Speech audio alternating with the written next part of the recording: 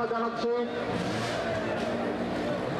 আনুষ্ঠানিক উদ্বোধনের প্রধান অতিথি সুন্দরমতি মহাতীর্থুর খামের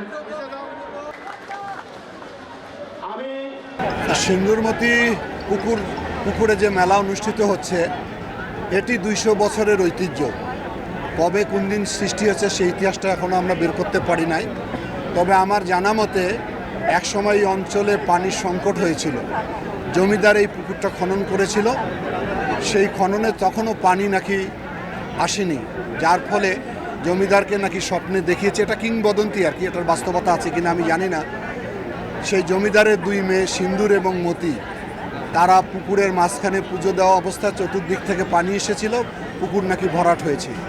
সেই ঐতিহ্যটাকে ধরে রেখে এখানকার সনাতন ধর্মের অবলম্বী মানুষেরা এখানে পুণ্য স্নান করতে আসে।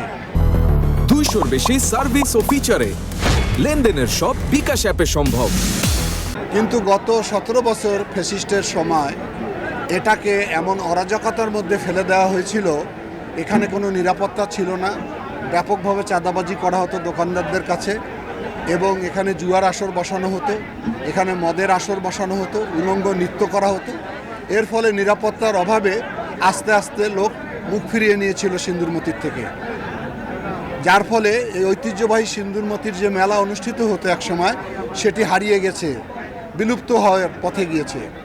আমরা সেটাকে এই জুলাই আন্দোলনের মধ্য দিয়ে এবং 12 তারিখের নির্বাচনের মধ্য দিয়ে জনগণের ম্যান্ডেট প্রাপ্ত হওয়ার কারণে আমরা সরকারের পক্ষ থেকে দায়িত্ব গ্রহণ করে এটাকে যাতে স্বাভাবিক অবস্থায় ফিরে নিয়ে আসা যায়, নিরাপত্তার সঙ্গে পূজা অর্চনা করতে পারে, পুণ্য স্নান করতে পারে, সেই ব্যবস্থা গ্রহণ করার জন্য 2 জেলার নেতৃবৃন্দের সঙ্গে, কর্তৃপক্ষের সঙ্গে, প্রশাসনের সঙ্গে আমি বৈঠক করেছি।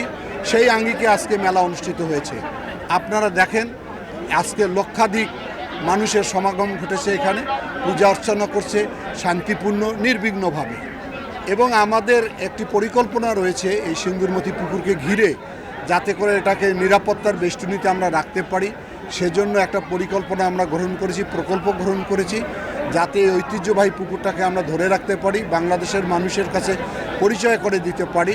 সে কারণে সীমানা প্রাচীর নির্মাণ করা, পূজার জন্য মন্দিরগুলোকে সংস্কার করা, সুন্দর করে তৈরি করা, আরও যেন ঘাট তৈরি করে পূজার যারা আসবে তারা স্নান কাজটা সম্পন্ন করতে পারে, এখানে বিদ্যুতের ব্যবস্থা করা, সামগ্রিকভাবে একটা পরিকল্পনা আমি গ্রহণ করেছি।